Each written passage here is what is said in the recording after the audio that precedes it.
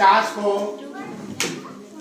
हमारा संविधान लागू किया गया था और तभी से हर वर्ष गणतंत्र के दिवस के रूप में हम लोग एक गणतंत्र 26 जनवरी को हुए थे, गणतंत्र दिवस के रूप में तभी से मनाया जा रहा है।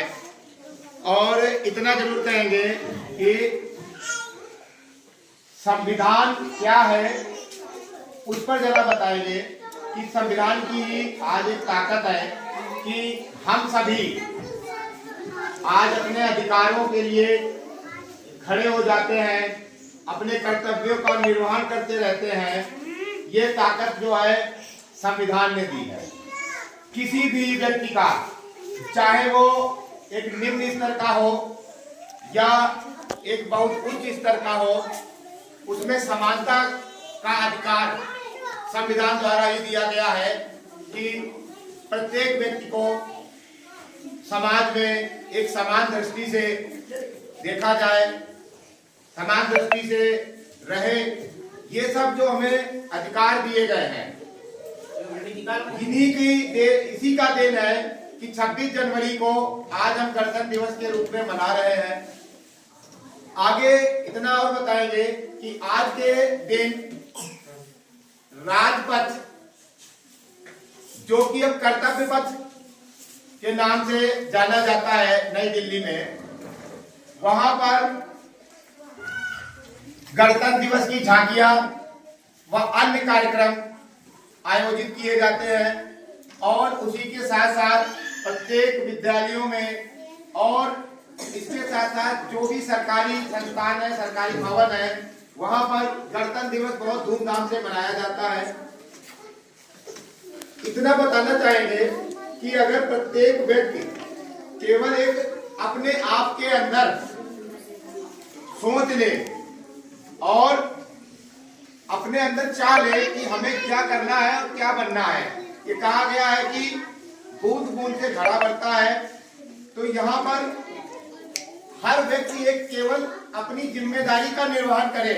मैं सभी से अपील करना चाहूंगा कि प्रत्येक व्यक्ति अगर अपने जिम्मेदारी से अपने कर्तव्यों का निर्वहन करे तो सही मायने में गणतंत्र दिवस का बहुत ही हम लोगों को एक शुभ अवसर मिलेगा कि यहाँ से हम शुरुआत करें एक साल के लिए। अगले साल फिर आएगा।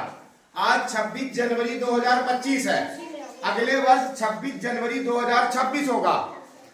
ये हम सोचे कि क्या हमें एक साल में करना है और एक साल में अपने लिए नहीं, क्योंकि एक कहावत कही गई है और आपने कविता के माध्यम से भी सुना होगा कि तरुवर फल नहीं खात है, सरवर पिए न पान। बहुत बढ़िया। मतलब यह है, वृक्ष कभी अपने फल नहीं खाते हैं, नदी अपना कभी पानी नहीं पीती है, तो मनुष्य क्यों अपने लिए ही सब कुछ करे जा रहा है।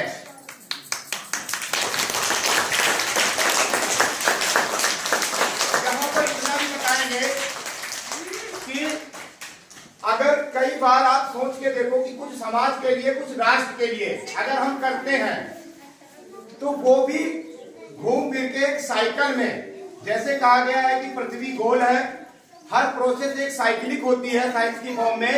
अगर हम राष्ट्र के लिए कर रहे हैं, देश के लिए कर रहे हैं, तो उस देश में भी हम रहते हैं, तो इनडायरेक्टली वो वापस हमारे पास ही आएगा।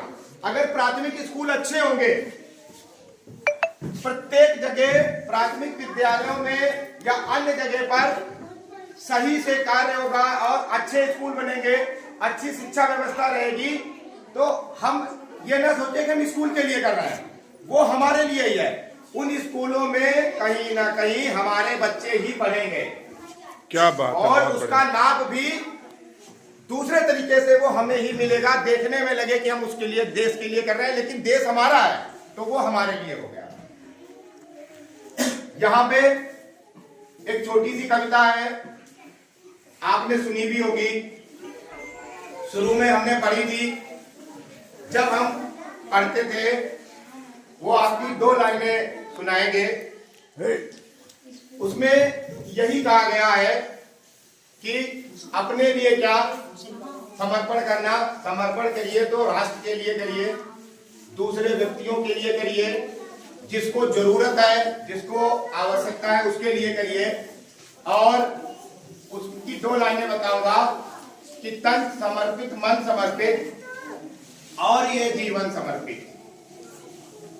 तन समर्पित, मन समर्पित और ये जीवन समर्पित, चाहता हूं देश की धरती तुझे कुछ और भी दूं।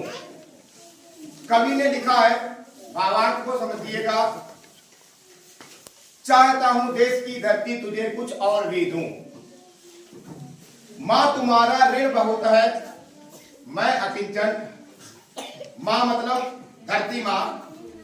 मां तुम्हारा ऋण बहुत है, मैं अकिंचन, किंतु इतना कर रहा फिर भी निवेदन कि थाल में लाऊं सजाकर भाल, जब भी कर दया स्वीकार लेना वह समय। बहुत बढ़िया, बहुत बढ़िया। राष्ट्र की भावना के साथ में किया गया है। और यहाँ पर हम सब शिक्षक हैं, हमारा रोल जो है वो समाज में सबसे अधिक है, क्योंकि कहीं ना कहीं यहाँ पर छोटे छोटे नन्हे मुन्ने बच्चे हैं, उनके लिए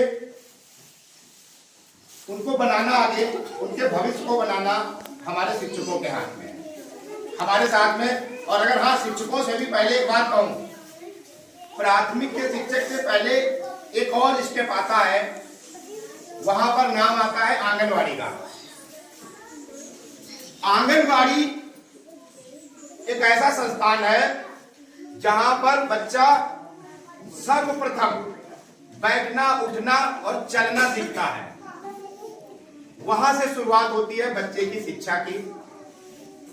तो सबसे प्रमुख रोल आंगनवाड़ी का भी रहता है, उसके बाद प्राथमिक विद्यालयों का आता है, फिर आगे और रोल बढ़ते जाते हैं। तो आंगनवाड़ी के सभी हमारे समर्पित कार्यकर्ता बैठे हुए हैं, जो बच्चों को आगे बढ़ाने के लिए बहुत ही अच्छे तन से मन से जुटे रहते हैं। अब आगे एक बात और बताएंगे लास्ट में, बहुत लंबा ना बोल के,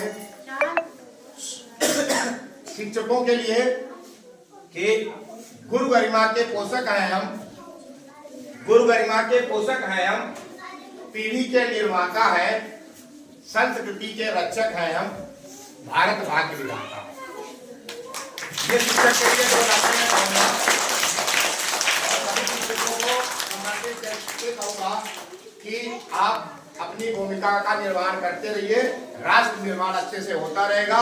इसी शब्दों के साथ मैं फिर से गणतंत्र दिवस की सभी को बहुत बहुत शुभकामनाएं देना चाहता हूं। बहुत बहुत धन्यवाद।